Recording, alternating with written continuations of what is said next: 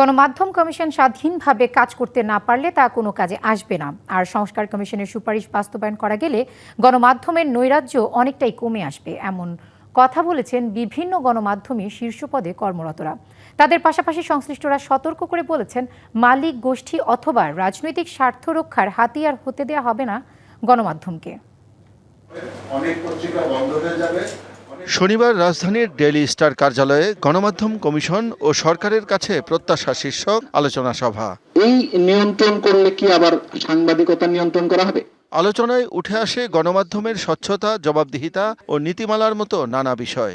সরকারের গণমাধ্যম কমিশনের উদ্যোগকে ইতিবাচক বললেও এর বাস্তবায়ন পদ্ধতি নিয়ে বিভিন্ন পরামর্শ দেন বক্তারা। আমি যেহেতু সাংবাদিক ছিলাম, আমি যদি তাদের গণমাধ্যমের নানা সমস্যা, সাংবাদিকদের অধিকার ও উন্নয়ন এবং অপসাংবাদিকতা ও অপতথ্য মোকাবেলার নানা দিক নিয়েও আলোচনা হয়। মিডিয়া কমিশন বলেন আর গণমাধ্যম কমিশন বলেন, যেই বলেন, এটা নামে কিছু যায় আসে না, কিন্তু এটা দরকার। আমরা শুধু যদি এটার সাথে শুরুতে লাগিয়ে দিয়ে স্বাধীন বললেই কিন্তু স্বাধীন হবে না, এবং এই কমিশনটাকে কিন্তু অর্থনৈতিকভাবেও স্বাধীন হতে হবে।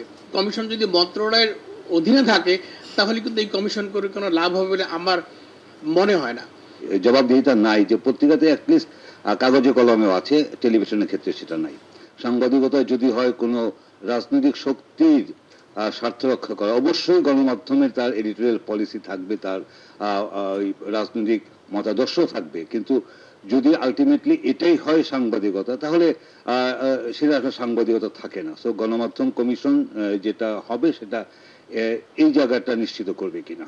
গণমাধ্যম কেমন হওয়া উচিত তা নিয়েও যেমন কথা বলেন বক্তারা, তেমনি গণমাধ্যমের নানা সমস্যা ও সমাধানের বিষয়েও আলোকপাত করেন। বাঁচা মরার প্রশ্ন, তাই না? একটা সার্ভাইভালের কোশ্চেন, যে কিভাবে গণমাধ্যম আসলে টিকে থাকবে, সংবাদ মাধ্যম কিভাবে টিকে থাকবে।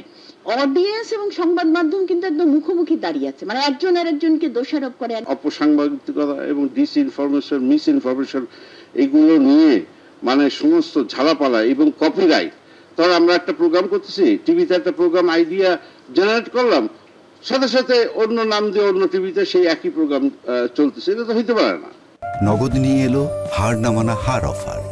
সর্বনিম্ন 10,000 টাকা রেমিটেন্স নগদে পাঠালে থাকছে স্বর্ণের হার জেতার সুযোগ। নীতিমালা আর নিয়ন্ত্রণ নৈরাজ্যের মধ্যে শৃঙ্খলা আনতে না পারলে স্বাধীন গণমাধ্যম কমিশন করেও কোনো লাভ হবে না বলে মত দেন কেউ কেউ। আমরা শুধুমাত্র সাংবাদিকের অধিকারটা নিয়ে খুবই বেশি কথা বলি, কিন্তু যারা অপজার্নালিজমের শিকার হচ্ছেন, প্রতিদিন মিথ্যার শিকার হচ্ছেন, তাদের আসলে রাইটস এর ব্যাপারে কেউ একটা কথা বলে না। আরো এরকম অসংখ্য কমিশন আসবে, আসলে ওই যে পার্টিজান, এই পার্টিজান থেকে আমরা বের হইতে না পারলে কখনোই মিডিয়া ঠিক হবে না। সাংবাদিকরা কেন পার্টিজান হবে? সুনির্দিষ্ট নীতিমালা, স্বচ্ছতা, জবাবদিহিতা, রাজনীতিমুক্ত না থাকলে সংবাদ মাধ্যম এবং সাংবাদিকতার মান উন্নয়ন সম্ভব নয় বলে মত অধিকাংশ বক্তাদের। শক্তিশালী যদি আমি না থাকতে পারি আর্থিকভাবে, তাহলে আমি সাংবাদিকদের বেতন, ভালো সাংবাদিকতা হবে কি করে? শাহ ইমন, ডিবিসি নিউজ, ঢাকা।